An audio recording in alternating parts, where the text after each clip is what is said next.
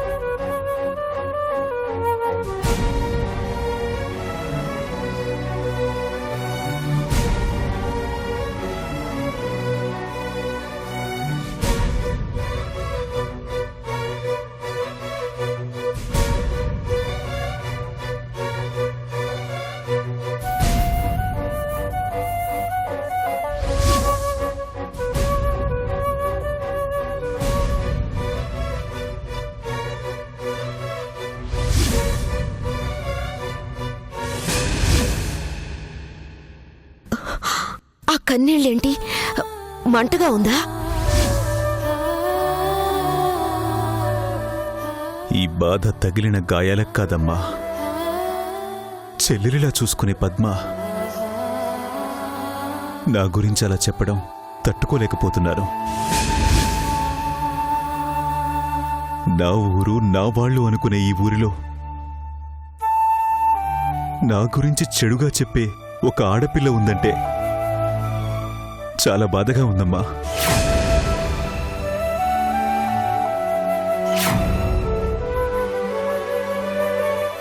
ఎందుకలా చెప్పిందో, నా మీద అలాంటి నింద వేయాలని ఎందుకు అనిపించిందో అర్థం కావడం లేదు.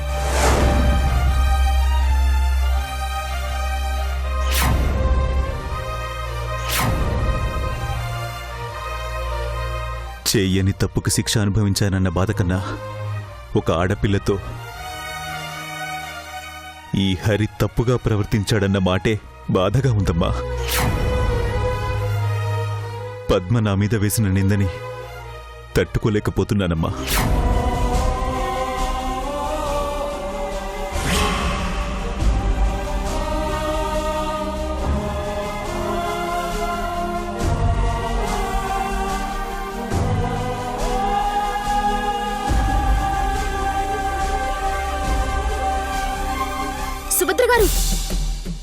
సుభద్ర గారు, ఎక్కడికి?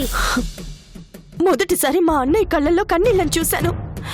ఆయనంతగా బాధ పెట్టినా ఆ పద్మ సంగతేంటో చూడాలి. మా అన్నయ్య గురించి అలా ఎందుకు చెప్పిందో, ఏం ఆశించో ఆయన మీద ఈ నింద వేసిందో తెలియాలి అంటే ముందు ఆ పద్మని పట్టుకోవాలి.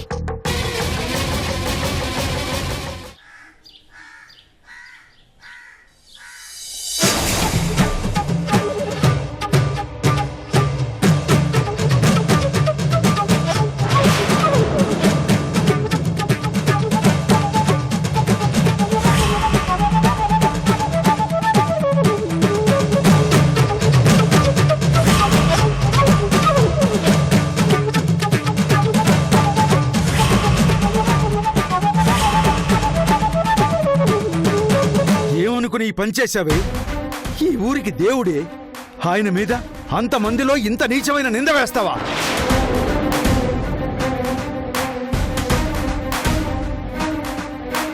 తోడబుట్టకపోయినా ప్రతి ఆడపిల్లని తోబుట్టువులా చూసుకునే ఆయన గురించి అలా చెప్పడానికి నీకు మనసెలా వచ్చిందే? కష్టం అంటే గుళ్ళో దేవుడు ఎప్పుడూ రాలేదే, ఆయన వస్తాడు. అలాంటి మనిషి మీద ఇంత నీచమైన నింద వేస్తావా?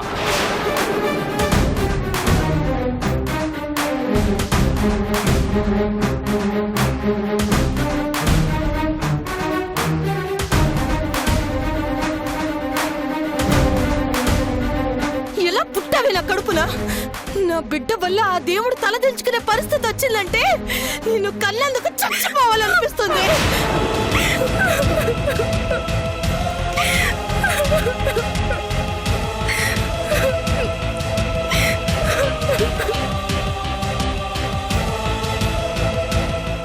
ఏం జరిగిందో చెప్పకుండా నాకు అన్యాయం జరిగింది, పంచాయతీ పెట్టాలంటే ముందు వెనక ఆలోచించకుండా నీ వెనకొచ్చి నిలబడ్డావే, అది మేము చేసిన తప్పు. ఇలా ఆయన మీద నింద వేయడానికని ముందే తెలుసుంటే కాళ్ళు చేతులు విరగొట్టి గడప దాటనిచ్చేవాడిని కాదు. నీ వల్ల దేవుళ్ళంటే ఆ మనిషి మీద నింద పడిందే, ఆయన ఒంటి మీద దెబ్బ పడిందే. 10 మందికి తీర్పిచ్చే ఆయన్ని అదే 10 మందిలో నిందితుడిని చేసి నిలబెట్టావు.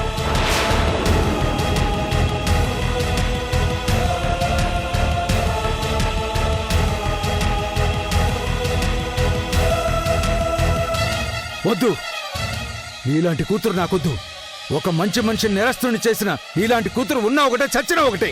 అసలు ఈ బుద్ధి నీకెలా పుట్టిందే? ఆయన గురించి నీకలా ఎలా చెప్పాలనిపించిందే?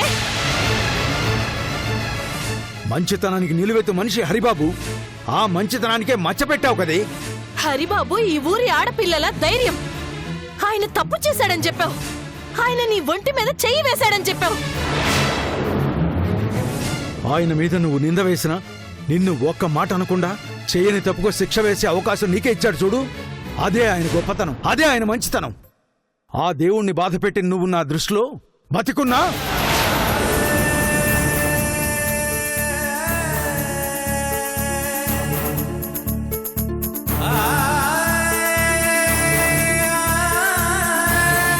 ఈ రోజుతో నా కూతురు చచ్చింది.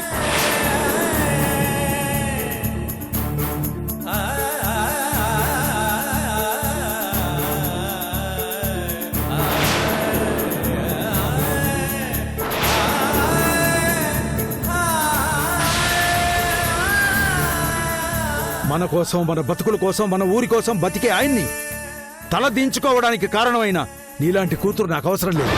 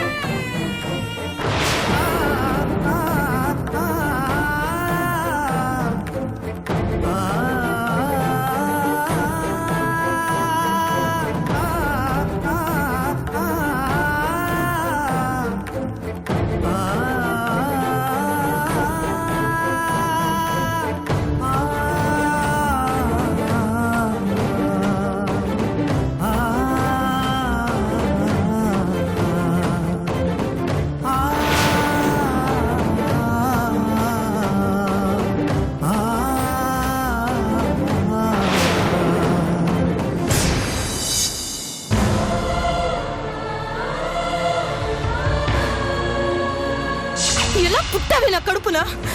నా బిడ్డ వల్ల ఆ దేవుడు తలదించుకునే పరిస్థితి వచ్చిందంటే నిన్ను కళ్ళెందుకు చచ్చిపోవాలనిపిస్తుంది. ఈ రోజుతో నా కూతురు చచ్చింది.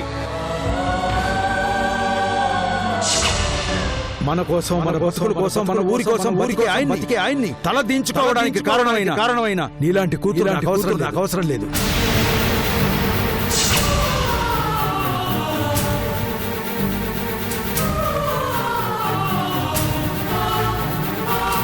నీ వల్ల దేవుళ్ళంటే ఆ మనిషి మీద నింద పడిందే, ఆయన ఒంటి మీద దెబ్బ పడిందే.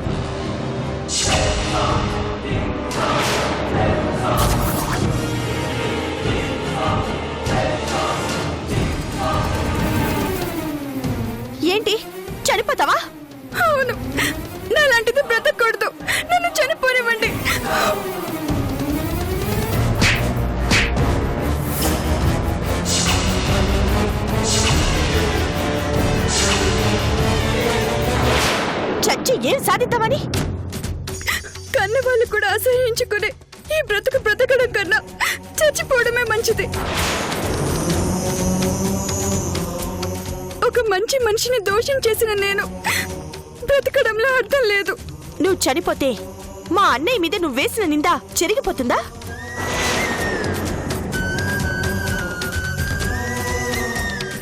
నీ చావుతో నువ్వు సాధించేది మా అన్నయ్యని ఇంకా అలా దోషిగా నిలబెట్టడం. తప్పు చేశాను. నా స్వార్థం కోసం ఈ ఆడది చేయకూడని పని చేశాను. ఆ దేవుణ్ణి అందరిలో అవమానించాను.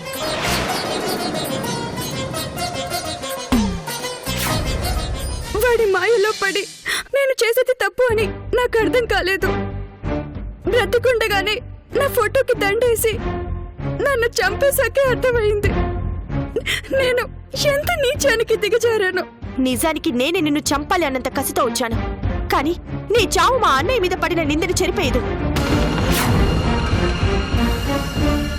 అసలు మా అన్నయ్య మీద అలాంటి నింద వేయటానికి నీకు మనసులో వచ్చిందే? ఈ ఊరి ఆడపిల్లల ధైర్యం మా అన్నయ్య. కష్టమంటే కన్న వాళ్ళు పలికినా పలక్కపోయినా ఎదురెళ్ళి సహాయం చేసే దేవుడు మా అన్నయ్య. అలాంటి మనిషి 10 మందిలో నీ చెయ్యి పట్టుకున్నాడని నేను పాడు చేయాలని చూశాడని చెప్పడానికి మనసులో వచ్చిందే? నేను చేసింది తప్పే. నా స్వార్థం కోసం, నేను ప్రేమించిన మనిషిని పెళ్లి చేసుకోవడం కోసం ఇలా చేశాను. నీ ప్రేమ కోసం పెళ్లి కోసం ఇలా చేసావా? దానికి మా అన్నయ్యకి ఏంటి సంబంధం? నేను శివమణిని ప్రేమించాను. అయ్యయ్య, నీ కాలు పట్టుకుంటాను. నాకు అన్యాయం చేయకు ప్లీజ్. పిచ్చిదానా, పెళ్లి చేసుకుని మోసం చేస్తే అది అన్యాయం. 3వ కంటికి తెలియకుండా ముచ్చట తీర్చేసుకున్నాను. ముచ్చటగా వదిలేస్తున్నాను. నన్ను ఇలా అన్యాయం చేయొద్దయ్యా.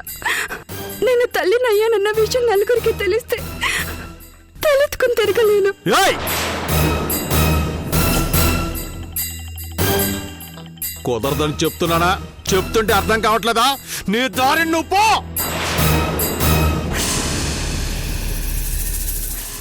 ఏం చెప్పినా చేస్తావా? చేస్తాను. అయితే ఏం చేయాలో వాడొచ్చి చెప్తాడు, నువ్వెళ్ళు. ఆ నీచుడి ప్రేమ కోసం నా అన్నని నేరస్తుని చేసావా? అనుకున్నాను ఇందులో వాళ్ళ హస్తం ఉండే ఉంటుందని. అప్పుడే నాకు అనుమానం వచ్చింది. ఎంత పని చేశావే! రాముల్లాంటి నా అన్నని రాక్షసుని చేసి అందరి దృష్టిలో ఆయన్ని అలాగే వదిలేసి నీ దారి నువ్వు చూసుకుందాం అనుకున్నావా? నీ చావు ఎవరి సమస్యకి పరిష్కారం కాదు. నా తప్పు నాకిప్పుడు అర్థమైంది. ఊరి జనం కళ్ళల్లో అసహ్యం నాకిప్పుడు గుర్తొస్తుంది. ఇంకా ఏ మొహం పెట్టుకుని ఊర్లో తిరగను. వాళ్ళ మాటల మత్తులో పడి తప్పు చేసినా సరిదిద్దుకునే అవకాశం ఇంకా నీ చేతిలోనే ఉంది.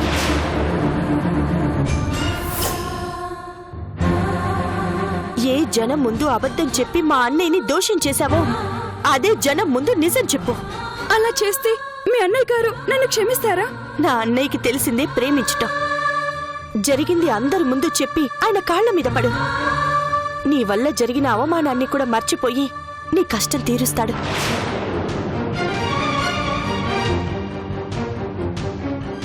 నువ్విలా చనిపోతే ఆయన మీద పడిన ఆ నింద అలాగే మిగిలిపోతుంది. లేదు, నా తప్పు నేను సరిదిద్దుకుంటాను. ఆ దేవుడి మీద నేను చల్లిన బురదని నా కన్నీళ్లతో కడిగేస్తాను.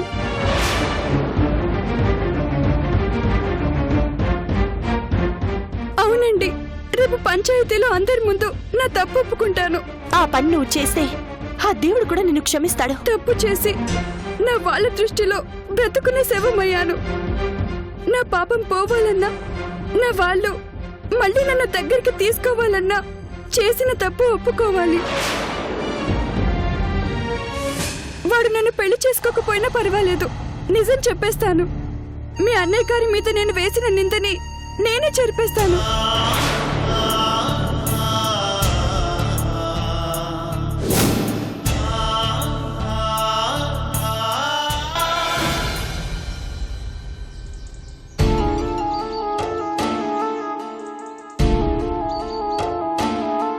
ఏంటలా ఉన్నారు? ఏం లేదు, ఊరు పొలాలు బాగున్నాయి కదా, చూస్తున్నాను. అక్క ఎంత చెప్పిందిలే, మేమేం పరాయి వాళ్ళం కాదుగా. మీకు ఇక్కడ ఏ ఇబ్బంది రాదు. అక్కయ్య ఉంది, నేను ఉన్నాను.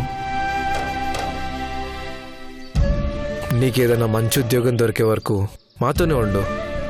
నీకే లోటు రాకుండా మేం చూసుకుంటాంగా. మొన్నటి వరకు నాకు ప్రపంచం ఉండేది, మా అమ్మ. నా సంతోషం, బాధ అన్నీ మా అమ్మతోనే షేర్ చేసుకునేవాడిని. నాకు ఊహ తెలిసిన దగ్గర నుంచి అన్నీ మా అమ్మే. అమ్మ లేకపోతే నాకంతా శూన్యంగా అనిపిస్తోంది. అమ్మ లేకపోతే అందరి పరిస్థితి అదే. అమ్మలేని లోటు ఎవరు తీర్చలేరు. అలా అని మీ అమ్మగారి గురించి ఆలోచిస్తూ బాధపడుతూ ఉంటే నీ ఆరోగ్యం పాడవుతుంది. ఆలోచనలకు మించిన అనారోగ్యం మరొకటి ఉండదు.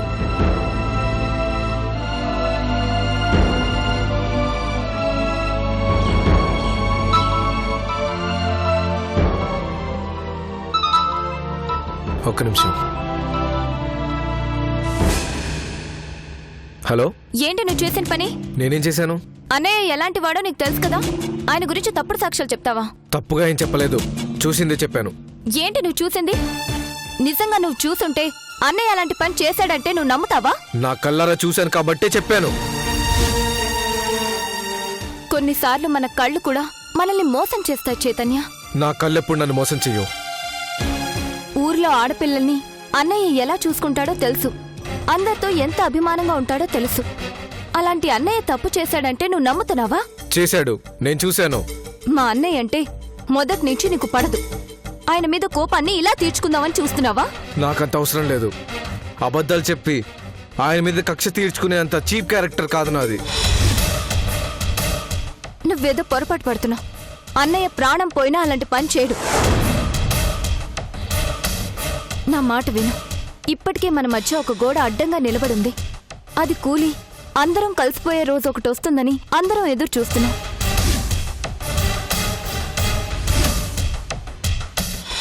నువ్విలాంటి పనులు చేసి మనల్ని శాశ్వతంగా విడదీయకు. నేనేం కావాలని ఎవరి మీద చెప్పలేదు, నా కళ్ళతో చూసిందే చెప్పాను.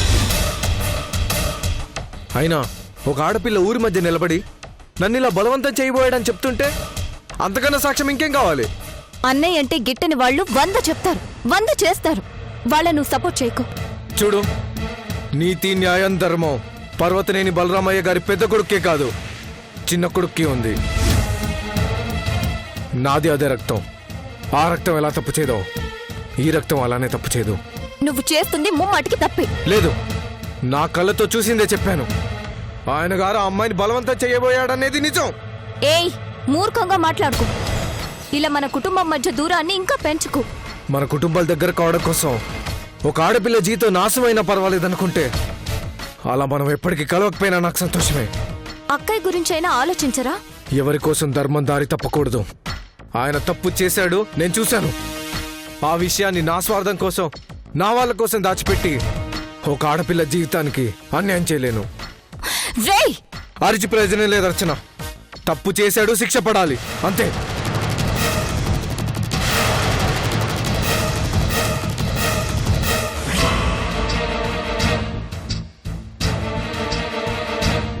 ఫోన్లో ఎవరు? మా నాన్న పెద్ద కొడుకు ఒక ఆయన ఉన్నాడుగా, ఆయన గురించి ఆయన చెల్లెలు. ఓ, ఆయనకు చెల్లెలుందా? ఉందిలే, అర్చన అని టౌన్లో చదువుతుంది. అర్చన? అదేంటి అర్చన అంటే అలవలికి పడ్డావు? సిటీలో నాకు తెలిసిన ఒక అర్చన ఉందిలే. తన వల్ల నా జీవితమే మారిపోయింది. తను గుర్తొచ్చింది, అందుకే అలా. మాదయ్య నీకు తెలిసే అవకాశం లేదులే. అది అందరితో కలిసే రకం కాదు. పద.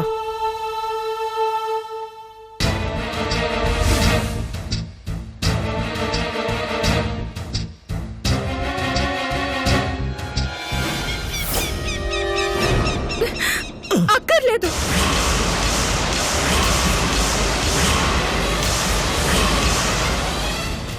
ఏంటే పెళ్లి చేసుకుంటానని చెప్పాను కదా. నీలాంటి వాడికి భార్యగా బ్రతకడం కన్నా చావడం మేలు. నీ మాయ మాటలు నమ్మి నిన్ను ప్రేమించాను.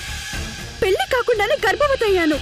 అది చాలదని నీతో పెళ్లి కోసం ఆ దేవుడు లాంటి ఒక మనిషి మీద నింద వేశాను. చాలు, నీ వలన నాకు జరిగిన నష్టం చాలు. నా వలన ఈ ఊరు ఒక దేవుణ్ణి పోగొట్టుకోకూడదు. అందుకే నువ్వు వద్దు, నీతో పెళ్లి వద్దు. నువ్వంటే ప్రాణమే నాకు. నా ప్రేమను అర్థం చేసుకోకుండా ఆ పిచ్చి మాటలేంటి?